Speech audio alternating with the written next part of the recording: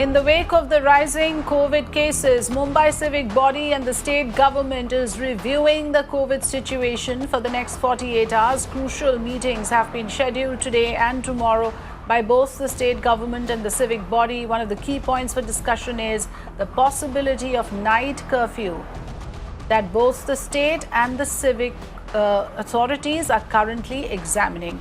Disha Shah joining us live. Disha, of course, at this moment, we are given to understand that at the state level and at the civic body level, there is a major brainstorming session that is going on to strategize over the COVID status of the state, which is contributing over 60% to the country's tally. Tell us more about the facts and the figures and the meetings lined up on this. Well, definitely, Afrida. In the last 3 weeks or so, we have seen that how constantly the state of Maharashtra is recording a rise in terms of COVID cases. And in the last 1 week, the situation has gone really worse, because in the last 1 week alone, as far as Maharashtra is concerned, it has recorded over and above 95,000 COVID positive cases. And if you talk about the worst affected city like Mumbai, it has reported about 10,000 COVID cases. So keeping that in mind, that how in the last 1 week the cases have constantly been on the rise, today and tomorrow the high-level meetings are being lined up. Specifically today, if you talk about in Mumbai, BMC headquarters, the BMC chief is going to take a meeting late evening today to discuss about the possible measures, possible new curbs that could be imposed in the city of Mumbai. Because remember, Afrida, most of the new cases that we are looking at is coming from, places where there is large crowd gathering. So clubs, of course, is one of the places which is on high radar, because in the last couple of weeks, a lot of clubs have been raided by the BMC, where the club owners have failed to, maintain any sort of COVID norms in terms of capacity, in terms of timings. So once, of course, they feel that certain restrictions and curbs are needed, and one of the important is the examination of the night curfew. So that is possible on the cards, is what we are understand. It's just the examination, if we want to use it a correct term for that, Afrida. On the other hand, overall Maharashtra, if you talk about tomorrow, the Chief Minister is going to take a meeting with the State Task Force, and the BMC Chief also will be part of the meeting to discuss the possible measures, restrictions and curbs that can be put in place across the worst affected cities in the entire state, for that matter. Yes, in fact, Disha, thanks for joining us. I have with me right now a member of the COVID-19 task force in Maharashtra, who's also looking after the critical care department of Fortis Hospital in Mumbai, Dr. Rahul Pandit, Director of Critical Care, Fortis Hospital. Thank you so much, Dr. Pandit, for joining us. Very good afternoon to you. Before I go across to you with some very vital questions, I just want to put out for our viewers the figures that we have on the issue of availability of beds right now, because the healthcare system once again has come under sharp focus as pressure mounts on the health infrastructure. The vacancy of beds in government hospitals has dropped to 59% from 70% in the last 20 days. The positivity rate in Mumbai is somewhere around 10% right now. Disha, quick update on this. Now, how are we placed with regards to availability of beds, especially oxygenated beds? Well, Afrida, we have just collated that data for our viewers, just for simple understanding, because in the last 3 weeks or so, we have seen that how the cases are constantly on the rise, which has directly impacted the Mumbai's health infrastructure system. So if you talk about particularly the oxygen beds, the usage of oxygen beds have increased here in the city. As far as the bed occupancy is concerned, that has increased, and vacancy of the beds have come down here in the city of Mumbai. So in the last 3 weeks, if you compare, this is the data that we have put for our viewers, which clearly talks about that how at least there has been a gap of 20%. So 20% less, vacancy we are looking at across all the categories: ventilators, ICU and oxygen beds. As far as occupancy is concerned, another 20% rise we are looking at in the last 3 weeks. Okay, so clearly there is more hospitalization as well. So I'm going to go across now to Dr. Rahul Pandit, who's with us right now on this episode of Big Story. Dr. Pandit, very good afternoon to you once again. I want to understand from you first, before we go into the issue of critical care and bed availability, that what exactly is going wrong with Maharashtra's containment strategy. What are the trends and patterns observed? Because, you know, 16.6 thousand, 16,600 cases, daily cases reported in the last 24 hours. Also, the positivity rate in Mumbai, for instance, going up to 10%. All these are very big indicators of a fast transmission, isn't it? Absolutely. Good afternoon, Afrida. Thank you for having me on your show. I completely agree that we are actually in the second wave as far as Mumbai is concerned. We are definitely in the second wave, and some parts in some districts of Maharashtra as well. What bothers me is the test positivity rate of Mumbai as well as some of the districts where the test positivity rate is approximately 15% plus. Like Amravati, I was just discussing with the Amravati team couple of days ago. It was almost 19% in the urban area and around 14% in the rural area, which is very, very high. The second thing which cannot be ruled out completely is the possibility of a homegrown mutant strain. However, we don't have any conclusive evidence of that. But what we do know is that a complete lack and adherence to the COVID appropriate behavior 3 or 4 weeks ago, which was going across, actually is the result, one of the prime reasons why we are actually facing this. And this was at multiple levels. I am not just talking about people not adhering to it, clubs not adhering to it, parties, weddings, marriage halls.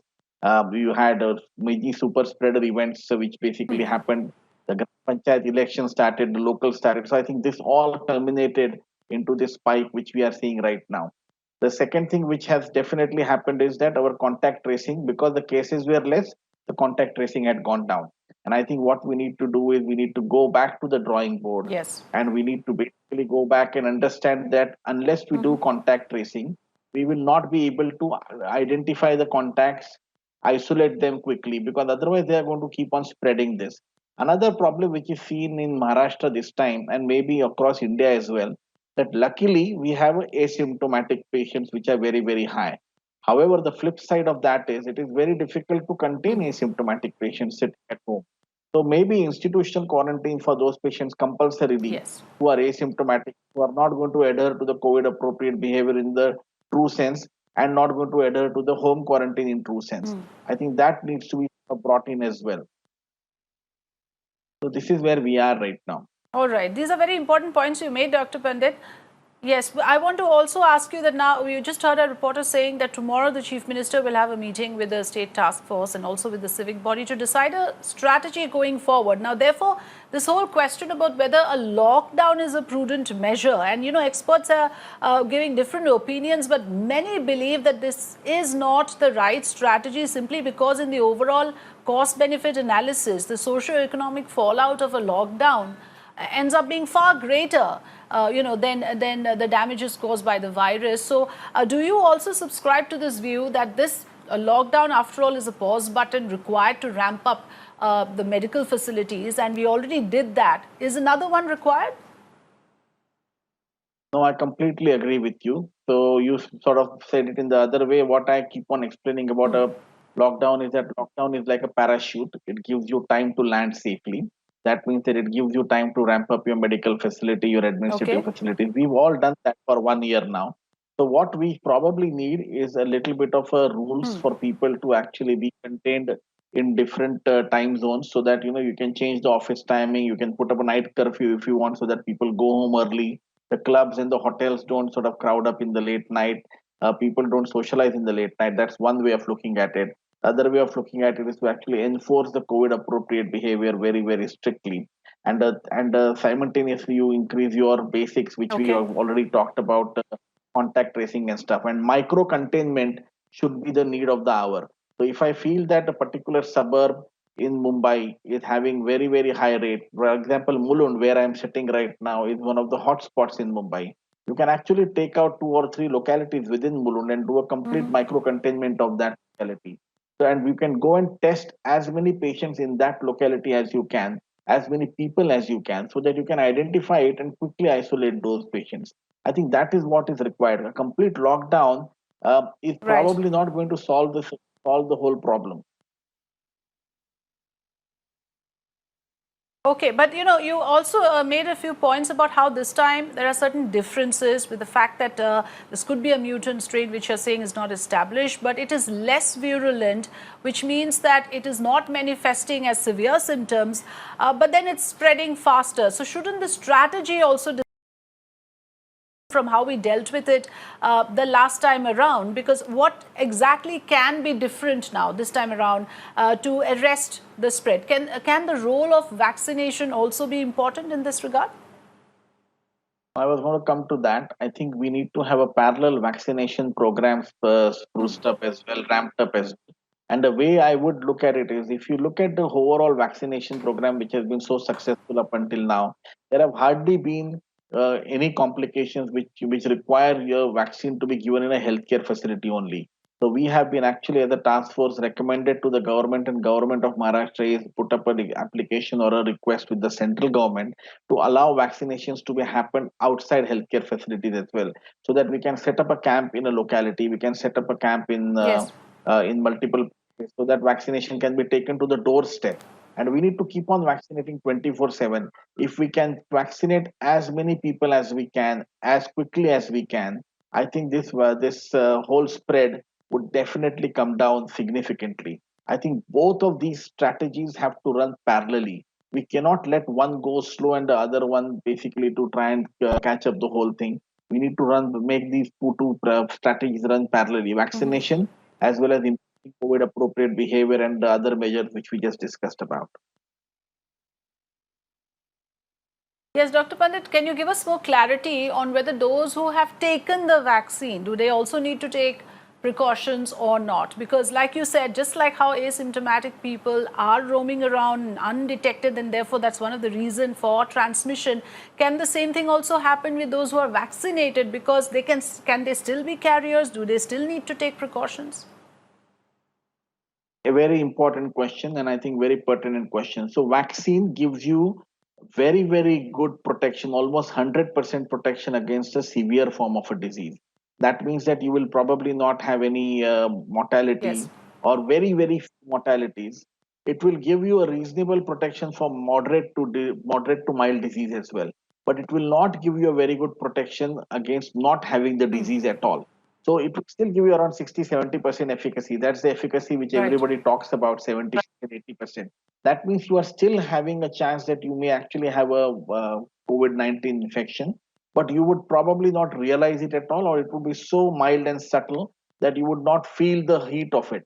In that case, you need to basically still be having your mask on, because one, it will protect you from getting infected, whatever that little chance you have despite being vaccinated and having antibody.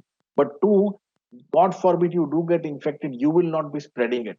So I think for 2021 and 2022, perhaps till we complete the vaccination for the entire country, masking is absolutely necessary, because even after vaccination, you can get infected and you can be a spreader.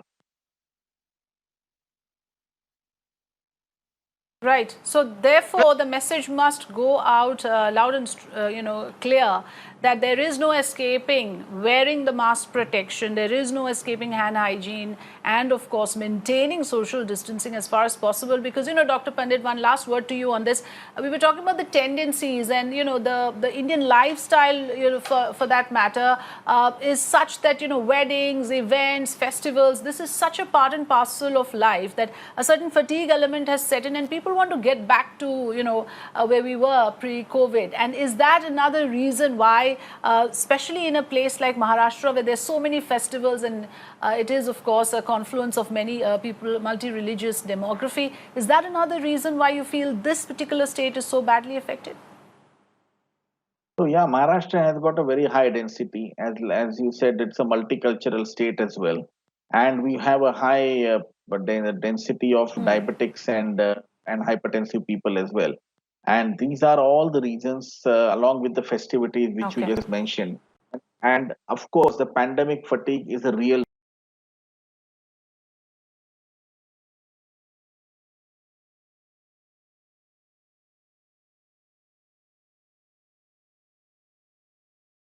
and that's why this virus got an opportunity Yes. to put its head up.